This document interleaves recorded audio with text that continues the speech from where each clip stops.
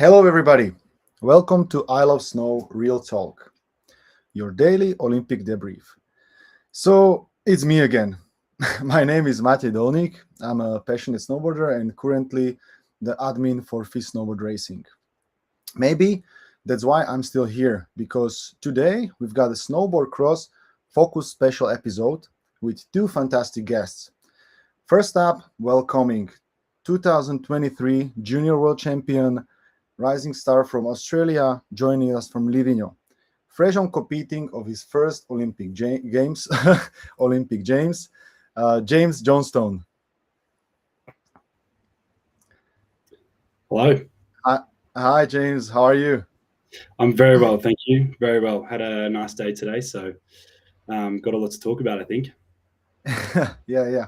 We are so super curious about like all your experience, but start from the beginning. Like you started super late, like joining Olympic Games, I can say, like replacing Cameron. So how it was? Where were you when you just get this information? Well, luckily I was here in Livigno already, so I'd arrived on Monday night with my parents, and I was just here to watch and be the reserve. So yeah, I was pretty confident that no one was going to get injured, and I would just be here to watch and support the team. But I went for lunch on Tuesday, and I got the call from my head coach Harold, and he said, "Hey, Cam is out, and you were going to be in." So he came and got me straight away and picked me up and got my boards. And from there, I went and got accreditation and uniform and got into the village. And yeah, it was super quick. It all happened super fast. So yeah, it was crazy. Yeah, you were able to do some training on the course, or Yeah, very short training. I had 2 runs of training on the Wednesday. And then on Thursday, it was race day. So 2 runs training, 1 run before qualification. So yeah, 3 runs total, which was not a lot, but yeah, I felt like I did well to get the hang of the course somewhat, and yeah, it was good. yeah, I think you did really good. So quickly adapting for these conditions. Like snowboard cross at the Olympics is a whole different level of intensity, And how the atmosphere on the race day is how it is comparing to what you experienced before, like on the World Cups. You did the whole last season World Cups, so if you can compare like the atmosphere of the and the intensity level of the Olympics, it was different. Absolutely, yeah, it's a different intensity. This is once every 4 years, which 4 years is a very long time, as I'm sure you know. So yeah, you really feel that the pressure builds, and you have so many spectators and so many people watching that. Yeah, it is a different vibe for sure, and it took me some time to sort of get my head around that, and it was hard to sort of stay focused during that, but yeah, just had to do everything I can to focus on what I needed to, and yeah, it's a very different vibe here for the Olympics, which is super cool to experience. And how did you enjoy your heat with like two strong Germans? Like changing to conditions, it was like sunny, then it was like snowing, like so almost like changing all the time. So how did you enjoy like this heat we have a picture on? Yeah, it was good racing. I was happy that I was able to be second out of the start and then take the lead. Unfortunately, the riding down the track wasn't probably as good as I wanted it to, so I wasn't able to hold on to make the heat.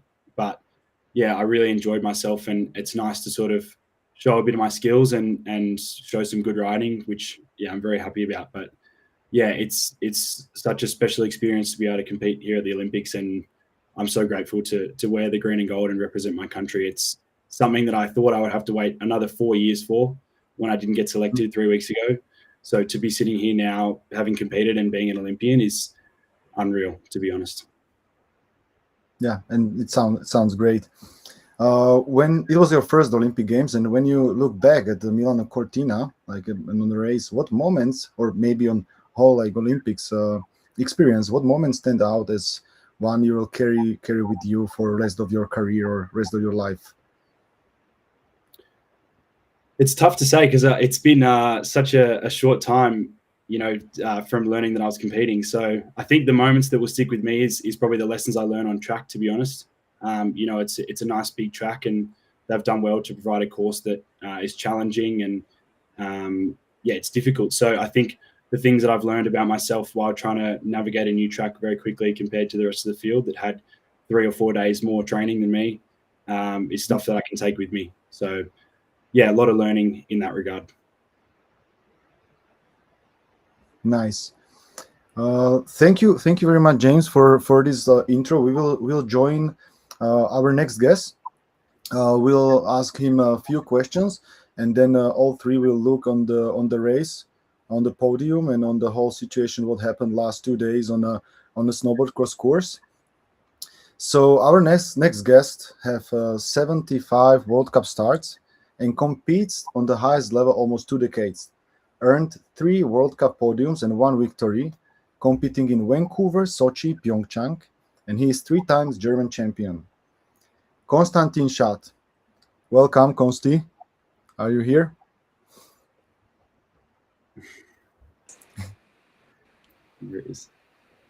Yeah. Thanks Hi, for having Konsti. me. Welcome. Yeah, thank you for joining us. We just discussed the whole experience James had from these Olympics. You reached like 3 Olympic Games yourself. When you look to Milano Cortina from your perspective of a former athlete, what stood out? Like, what's the main difference? Like from you, what you experienced on Olympics and nowadays?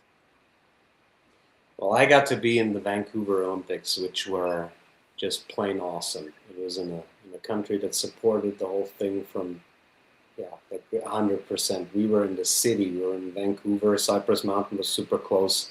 So everybody got really excited about the snowboarding in that town. And also up in Whistler, everything was kind of close. And Canadians were just treating us like the absolute heroes, even though I didn't score a medal. And so that was obviously a crazy experience to qualify by an inch. I was in my last World Cup building up to those Olympics, and I beat Nate Holland by an inch to barely make the qualifier. And he was, I think he had about 6 or 7 X Games gold medals at that point already. So that was a big deal for me, and I was so happy to go. And obviously the build-up was a lot bigger for me than for you, James. You only found out on Tuesday, and I knew for a couple of weeks, and it was kind of scary actually to be in the big show for the first time. Yeah. So, what emotions or memories come back to you? Like as you said, the beating Nate, as you watched the Olympics, like maybe about racing or something. Yeah, I mean, it was the absolute dream to someday qualify for the Olympics, and then I kind of managed to. My first attempt didn't really try to qualify for the first snowboard cross Olympics back in Torino. I was too young back then, so first try, made it at the last second. So that was obviously a big deal, and then I got to be honest, I couldn't really focus on trying to perform on this huge course. It was such a major change to whatever we had on the World Cup and most of the European Cups that I was on before that. Like for the Olympics, we always stepped the game up so much. In Vancouver, with the conditions, with the rain that we had for a couple of weeks, it was just plain difficult. There were heavy injuries also in the testing. So I was a bit timid and ended up not qualifying. Back then we had 35 guys, and out of the 35, 32 would make the final. I was number 33. Yeah, and Still great memories though, and I got Yeah. to go back even hungrier to Sochi. Definitely. Talking about like different course on Vancouver snowboard cross race, what changes or progress in this sport impressed you the most nowadays when you compare it to times when you've been racing? Well, I gotta say that the 2 races that we watched in Livigno now with the Milano Cortina Games, they were perfectly safe, perfectly fair.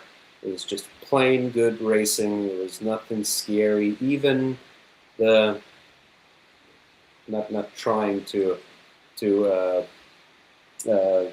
put anybody down, but even the lower level riders were safe on the track. They could adapt, and back in the day, it used to be so much of a step up somehow to the World Cup level that it got gnarly from time to time. But I think they couldn't have done a better job. Even the different speeds in the weather, from the guys to the girls, the course could, just hold anything. And I'm pretty sure that the skiers are going to have an awesome time as well. You experienced this course, James. Do you agree about like those conditions? Like we saw sun, we saw snow in a short while. Does it change, or it was like constant, and you need to adapt just with the gear? Yeah, it does change. The track, in the morning is definitely faster than it would be, say, in the middle of the day after it's had sun. So the conditions are changing, and I like what Consti said about how the track is definitely a bit safer than it probably was. But I think now is where it's really important. You have to execute very well and have to be on the line. So I think it might be, yes, a little bit safer, but it almost makes it harder to go fast because you have to be so good with your execution. So I think it makes a really good challenge for the riders. And I think they've done a really good job with the course. Yeah, exactly, James. Great point. You have to try and gain speed instead of riding a rodeo where the track wants to get rid of you. That's what I like about these new styles of courses.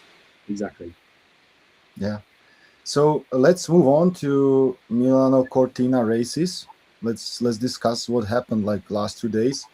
We had the men's race. There you go. James was participating it. What can you tell us about this race? What was the main thing you will remember from this race? Maybe both of you, like you as a commentator, Consti, and maybe James, like from the race. Maybe your run, maybe something different. For me, I think Well, it was a great race to be a part of. Like, it's always super special when the Olympics comes around. So yeah, being in there for me was already super special, and I was just trying to ride my best, which was the most important thing for me. So I feel like I did that somewhat, which I was happy with. But yeah, what a great race! And I mean, it did feel like three of the best riders from the last 4 years came out on top. So it shows you that no matter the conditions or the track, the best guys are always on the top. So yeah, but I think today and yesterday in the men's and women's were both really good examples to show everyone of how exciting snowboard cross can be. I think both finals were very tight, especially in the men's. So it was great to show the world on the big stage what snowboard cross is all about. yeah, for us with the media, let's look at it from the media standpoint. It was amazing to see that Alessandro Hammerle could defend his title. And if you look back, I mean, it was double Westcott, double Vaultier, and we were all talking about how exciting it would be if Hammerle scored that gold medal again, and he actually managed. The bad part now is just that we're gonna have to wait 4 more years, and I hope he's gonna be in that race again, just to see whether it's always just two or he can make it three. Yeah, exactly. I made the graphics about like 2 medals from Seth, 2 medals from Pierre, and then I just add one to Alessandro, like make a little pressure on easy, and then he delivered. So we've been laughing so much with Mia. It was incredible. So talking about like top three guys, about Jakob, about Elliot, and Easy. Did this podium surprise you, or you've been expecting, like as you say, James, like the best guys are always on top? Did you expect somebody else be there, or what can you tell us about those three guys standing on the top? I can say for sure that I was expecting my teammate and world number one Adam Lambert to be there, so I was really disappointed for him. I know how strong he is, and I know that yesterday was just a moment for him, and he can bounce back from that for sure. So I had a lot of belief in him, which was a shame. But like I said, it's in snowboard cross now. Like the fast guys are always going fast, and you just have to be able to adapt and move from track to track and still have the level. So yeah, it's really great to see. Yeah, there's always a bit of a mix-up in snowboard cross. That's just because four guys go at the same time, and stuff happens sometimes. But it was nice to see that the gold and silver medalists from the last Olympics made it to the absolute top again. That speaks for the quality of their riding and also to the quality of the course, that there wasn't too big of a mix-up. It was obviously a shame from a German standpoint to see, especially Leon Olbricht, who was on fire, and I mean we got to watch him close up that day. I can't wait to see him back on the track on Sunday, and also to see Lambo, like you said, on Sunday, who's gonna go charging hard with Josie. Yeah, I think my money's with the Aussies. Let's see. Yeah, let's see. I'm definitely gonna ask about team event, James, but let's jump now on the women's race. Like today, when I saw Josie in a seeding run, like almost didn't make it from the first seeding run, making a mistake, and then she was like super strong, like competing with all heats. What is your like main like point you remember from race, and what can you tell us about the women's race, guys? Well, I was there watching all day from the seeding run all the way until the final and the end of the race. And for me, I had a good feeling about Josie. Like, she's been so fast this whole week. Even when I wasn't here to see, I was hearing how fast she was. And yeah, she did have a mistake in that first quali run, which was a shame. It seems, as she said to me, that it was sort of the only mistake that she'd made the whole week. So it probably came at the wrong time, but I was so confident in her that she knew the track and she knew how to go fast. And I knew that no matter what number bib she was wearing and what color she was coming from, that she'd be able to get on the podium. And yeah, to see her win today was so special for her. And I'm just happy that I can be there and support her. And yeah, what a moment for her and for the team and for Australia.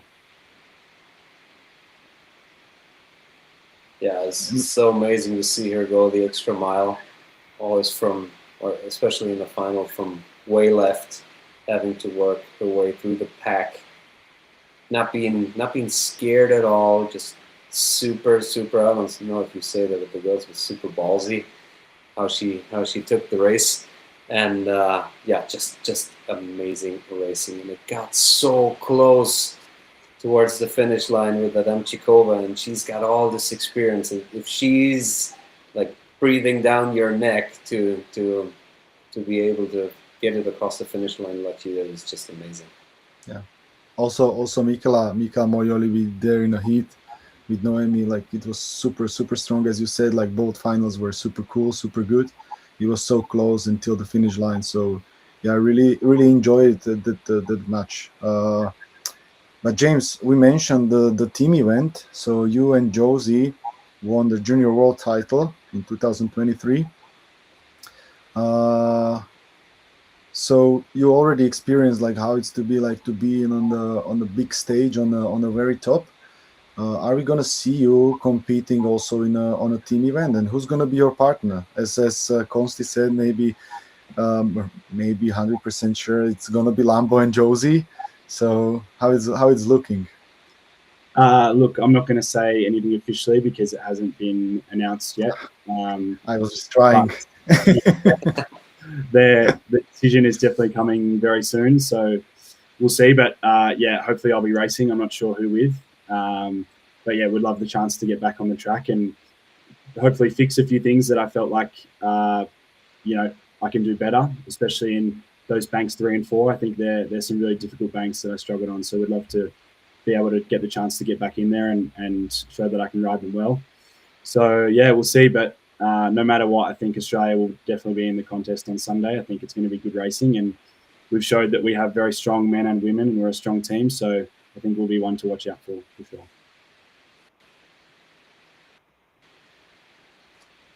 What Consti you are looking for a team event? Are there any? You said you're gonna bet your money on Lambo and Josie, but what like people Yeah. can see like what's the other great things? If I can't be sure that they're racing together because Australia is keeping the secret, I will blow the surprise and tell you that Leon Obrecht is going to be racing with Jana Fischer. Jana Fischer is Lambo's girlfriend, so I might have some infos earlier than they're officially. But I haven't heard anything about that now. So that was just my guess that they're going to put the World Cup leader and Joe, the Olympic champion, together and try to score another medal. I would, it's going to be with two hearts in my chest. Obviously, I want the Germans to do well, but I would be so happy for the Aussies, especially after what happened again. Oh, it's very nice. Thank you. Thank you.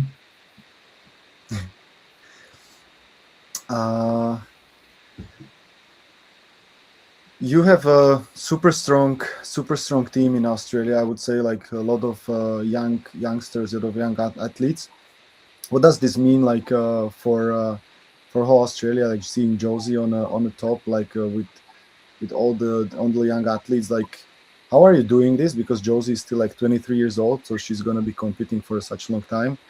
And how what they are doing differently in Australia to being on a top level? Also, Lambo leading the World Cup standings.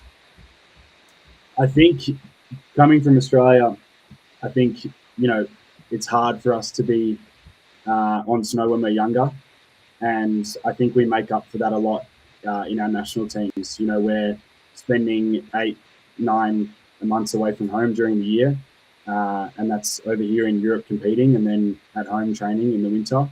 So I think it has a lot to say for our work ethic as Australians. I think we train very hard in the gym, whether that be on the bike or weight training, and then on snow we're full gas. And I think our training methods can say a lot about how we are as a team and how strong we are. And I think that our history in the sport also helps us to be so strong. When we have such great role models like Chumpy Pullen, Cam Bolton, and now Josie Bath, it provides a looking point for young athletes. I definitely looked up to Chumpy and Cam when I was younger, and it definitely got me into the sport. So we have a good pathway and a good system, and I think we're showing that it works really well. And in terms of snowboard cross, we're a very strong nation, and I'm very grateful to be a part of such a strong team with so many good athletes.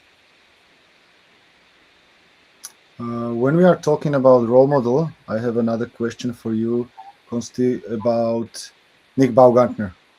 I think this is like the huge topic. He is like big inspiration for all the athletes. How he's doing it? Like, you know him personally. You know him definitely, right? You've been competing with each other. Like he's here like ever since. So can you tell us something about his dedication and how he's like doing this stuff? I think if you ask him, he would say, "I'm a knucklehead. I don't even know I'm old." That's that's probably his take on that. No, I mean, he's been competing before I got on the World Cup, and he's competing after. I mean, it's not like he did those injuries that all of us other guys had, but I remember him winning the X Games like 2 weeks after he broke his collarbone, so he's just pedal to the metal American. That's his mindset, and that's how he goes about it. And he's just also so damn thankful for what he gets to experience. I mean, that guy's still pouring concrete in the summer to finance his dream. He got this gold medal with Lindsay. That's about the biggest achievement that he could ever think of, to win a gold medal. And it's so great to see him back, even though there was this crazy jury discussion about him and the Germans, and that he was such a shame. But I get to say that much: with 44 years old, Baumgartner still can't ride a backside turn. Yeah, thank you very much for these insights, guys. I have now the hot take subject. It's a pin trading at the Olympic Games. Have you experienced James trading pins with the other athletes? Like, is it such a topic? It is, absolutely. And I saw when I came into the village, 2 days ago, I saw my teammates had a lot of pins. I've actually got my accreditation here with a lot of pins Yeah. in a day or two.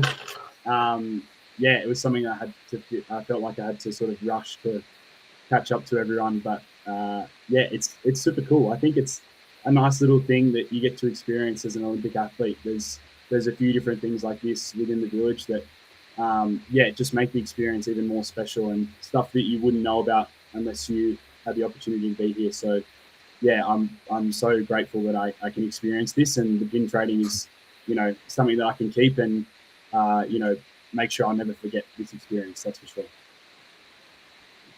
Were there That is, pins, that Consti, is, when you've been competing on Olympics? yeah, definitely. That is such a great tradition, and I remember my lanyard got pretty heavy in Vancouver, and then I ended up producing my own little pins from Hmm. Bavaria, which were the Bavarian flag. So I got to bring those along, and so I had more pins to trade because the German team would only give us only like 50, but everybody wanted those. So it was just also like a little currency during the games. Everybody was so excited about those pins, and I had the Bavarian ones for my native area from Germany where I'm from. Well, speaking of the personalized pins, I've got the, it's a bit hard to see, but it's the Martin Knoll and Yeah. Coach Basti, which is definitely one of my favorites.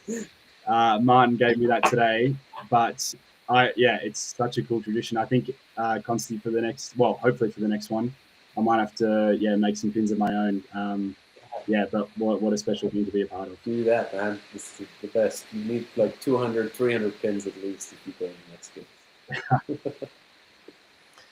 Okay, so thank you guys for this experience, for having you here in our show. If there is there anything else you wanna like add, say to like all the fans, all the snow fans, all the snowboard cross fans, like something your last words?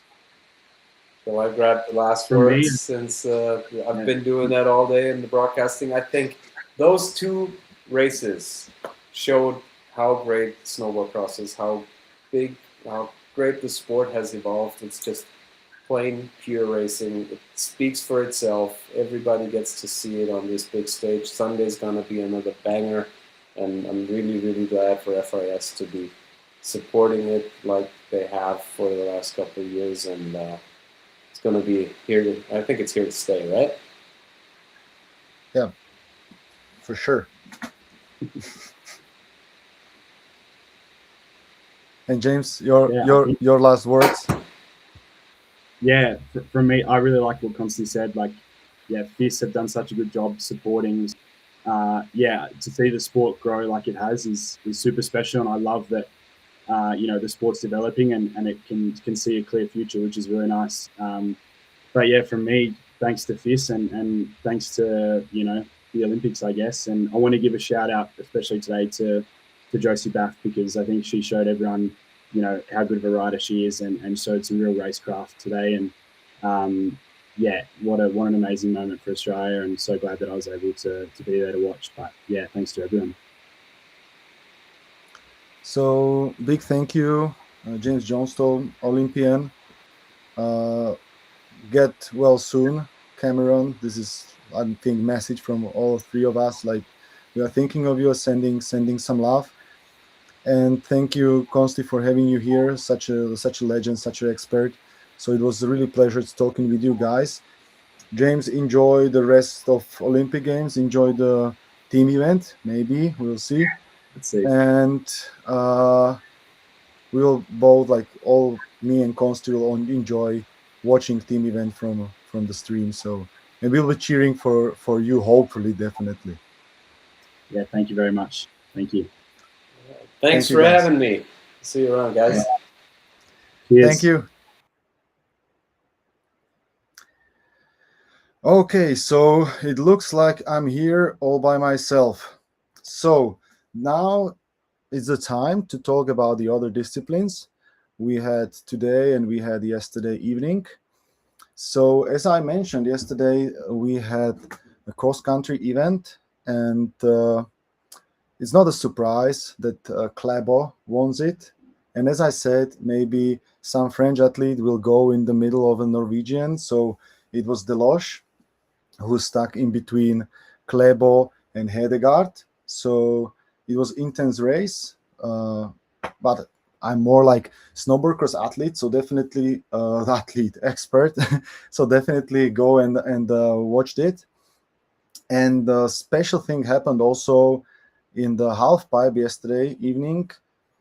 The podium, Mitsuki Ono on a third place, and then there was a big discussion about if Chloe Kim is gonna reach the third gold medal, but she didn't extend her collection of gold medals. Unfortunately, she just need to be satisfied with a silver medal because current park and pipe leader Gaon Choi takes her first Olympic medal.